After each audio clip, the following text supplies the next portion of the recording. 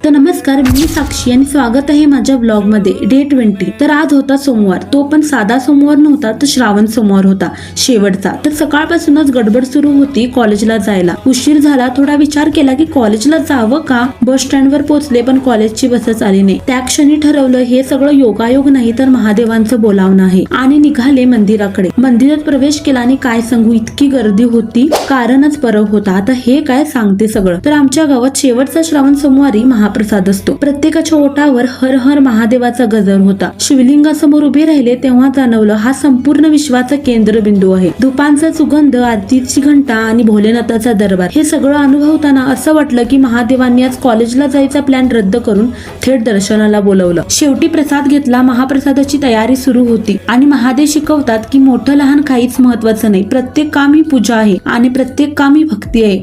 तर मित्रांनो, college lecture नाही, आज झाला शिव क्लास स्वतः महादेवांनी घेतलेला। हाच होता माझा शेवटचा श्रावण सोमवार, सर्वात खास, सर्वात आध्यात्मिक शेवटचा श्रावण सोमवार। तोपर्यंत म्हणत राहा हर हर महादेव।